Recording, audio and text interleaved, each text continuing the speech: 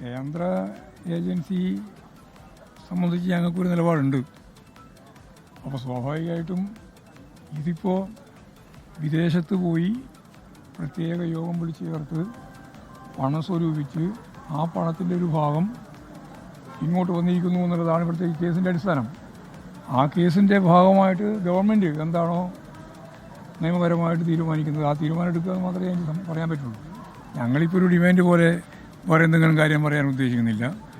Government ഉചിതമായ പ്രത്യേകിച്ച് വിദേശ പണത്തിൻ്റെ ഭാഗമായിട്ട് വരുന്ന നിയമപ്രശ്നങ്ങളും ഒക്കെ ഗവൺമെൻറ്റിനെ മനസ്സിലാക്കാൻ സാധിക്കുള്ളൂ. ഗവൺമെൻറ് ആവശ്യമായ നിലപാട് സ്വീകരിക്കുക എന്നുള്ളതാണ് ഞങ്ങളെ സംബന്ധിച്ചുള്ള നിലപാട്. കോൺഗ്രസ് നേതാക്കൾ പറയുന്നത് തെരഞ്ഞെടുപ്പ് വരാൻ പോകാണല്ലോ, അത് ലക്ഷ്യം വെച്ചിട്ടുള്ള ഒരു നീക്കമാണെന്ന് പറഞ്ഞ കഴിഞ്ഞ കുറേ കാലങ്ങളായി ശുപാർശ കൊടുത്തിട്ട് ഇപ്പോൾ അത് മൂവ് ചെയ്യുന്നതിന് പിന്നെ അല്ല, ഞാനതാ പറഞ്ഞത്. ഞങ്ങളെ സംബന്ധിച്ചിടത്തോളം കേന്ദ്ര ഏജൻസി ഇപ്പോൾ എല്ലാ കാലത്തും വരുന്നുണ്ട്. നോട്ടീസ് വരും, അതുപോലെ തന്നെ വ്യത്യസ്ത രീതിയിലുള്ള ഇടപെടൽ വരും, അതൊക്കെ വരുന്നുണ്ട്. അതും ഇതും തമ്മിൽ താരതമ്യം ചെയ്യേണ്ട കാര്യമില്ല. ഇത് സെൻട്രൽ ഗവൺമെൻറ്റിൻ്റെയോ സംസ്ഥാന ഗവൺമെൻറ്റിൻ്റെയോ ഒരു പ്രശ്നം മാത്രമല്ല. വിദേശത്തുള്ള പണം അവിടെ പോയി യോഗം ചേരാനും പണം സ്വരൂപിക്കാനൊന്നും ആർക്കും അവകാശമില്ലല്ലോ. അങ്ങനെ വന്ന കാര്യം വെച്ചുകൊണ്ട് എന്താണ് നിയമപരമായ കാര്യം എന്നുള്ളത് ഗവൺമെൻറ് ആലോചിക്കുക എന്ന് മാത്രമേ പറയാൻ പറ്റുള്ളൂ. ഗവൺമെൻറ്റാണ് തീരുമാനിക്കേണ്ടത്. ഒരു വർഷം മുമ്പ് കൊടുത്ത ശുപാർശ ഇപ്പോൾ വരില്ലല്ലോ. അപ്പോൾ സർക്കാരിൻ്റെ ഇന്റൻഷൻ അല്ല ഇതിൽ പ്രധാനമാണ് തെളിയുന്നത്. അറിയില്ല വേണ്ടത്. കേന്ദ്ര സർക്കാർ ഇതിനകത്ത് ഒരു തീരുമാനം എടുക്കാതെ ഇ.ഡി. സതീശനായതുകൊണ്ടാണോ CBI ഇതിനകത്ത് ഒരു തീരുമാനം എടുക്കാത്തത്? ഞങ്ങളെ സംബന്ധിച്ചിടത്തോളം CBI അന്വേഷണം എന്ന് പറയുന്നത് എല്ലാറ്റിൻ്റെയും അവസാന വാക്കാണെന്നുള്ള നിലയിലൊന്നും ഞങ്ങൾ സ്വീകരിക്കുന്നില്ല.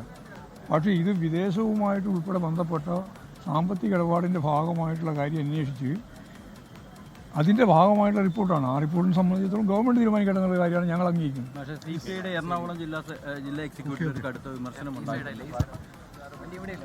ഇപ്പോൾ CPIM സംസ്ഥാന സെക്രട്ടറി MV ഗോവിന്ദൻ തൃശ്ശൂരിൽ മാധ്യമപ്രവർത്തകരോട് സംസാരിക്കുകയായിരുന്നു.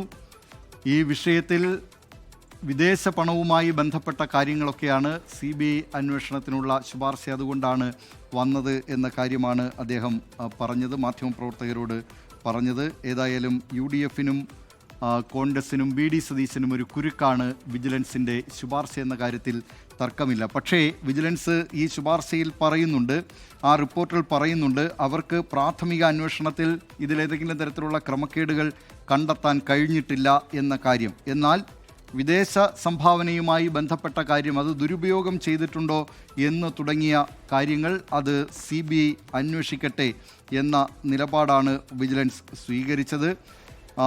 ഇതുമായി പ്രാഥമിക പരിശോധനയിൽ ക്രമക്കേട് കണ്ടെത്താൻ വിജിലൻസിന് കഴിഞ്ഞിട്ടില്ല.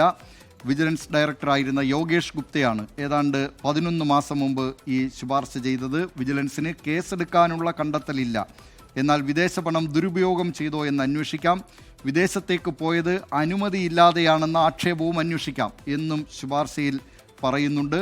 ഇത് ഈ ഒരു വർഷം കാത്തിരുന്നതിന് ശേഷമാണ് നിയമസഭാ തെരഞ്ഞെടുപ്പ് പടിവാതിൽക്കൽ എത്തി നിൽക്കെ സർക്കാർ ഇപ്പോൾ ഈ നടപടിയെടുക്കാനായി പോകുന്നത് എന്നത് ഇതിലേറ്റവും ശ്രദ്ധേയമായ കാര്യമാണ്. ഏതാണ്ട് ഒരു വർഷം മുമ്പ് വിജിലൻസിൻ്റെ ഡയറക്ടറായിരുന്ന യോഗേഷ് ഗുപ്ത സമർപ്പിച്ച റിപ്പോർട്ടിൽ, ആ റിപ്പോർട്ടിൽ പറയുന്നു, പ്രാഥമികമായി നടത്തിയ അന്വേഷണത്തിലൊന്നും ഏതെങ്കിലും തരത്തിലുള്ള ക്രമക്കേട് VD സതീശനെതിരെ ഈ പുനർജനി പദ്ധതിയുമായി ബന്ധപ്പെട്ട് കണ്ടെത്താൻ വിജിലൻസിന് കഴിഞ്ഞിട്ടില്ല. എന്നാൽ വിദേശ പണവുമായി ബന്ധപ്പെട്ട കാര്യത്തിൽ അത്തരം കാര്യങ്ങളിൽ അന്വേഷണം CBI നടത്തട്ടെ എന്ന കാര്യമാണ് പറയുന്നത്. മറ്റൊന്ന് നിയമസഭാ അംഗത്വത്തിൻ്റെ, നേരത്തെ അദ്ദേഹം ഈ വിദേശ സന്ദർശനം നടത്തിയത്, വിദേശ രാജ്യത്തേക്ക് പോയത് നിയമസഭാ സെക്രട്ടേറിയറ്റിൻ്റെ അനുമതി ഇല്ലാതെയാണ് എന്ന ആക്ഷേപം ഉയർന്നു വന്നിരുന്നതാണ്. അതുകൊണ്ട് തന്നെ അത്തരം കാര്യങ്ങളിൽ അത് നിയമസഭാ സെക്രട്ടേറിയറ്റും സ്പീക്കറുമൊക്കെ പരിശോധിക്കട്ടെ എന്ന കാര്യം കൂടിയാണ് ഇപ്പോൾ വിജിലൻസ് ശുപാർശ ചെയ്തിട്ടുള്ളത്. ലോകത്തെവിടെയായാലും ഏത് സമയത്തും 24 വാർത്തകളും ഓഗ്മെന്റഡ് റിയാലിറ്റി പാക്കേജുകളും എക്സ്പ്ലെയിനറുകളും വിശദമായി കാണാൻ ഞങ്ങളുടെ YouTube ചാനൽ നിങ്ങൾക്ക് സബ്സ്ക്രൈബ് ചെയ്യാം.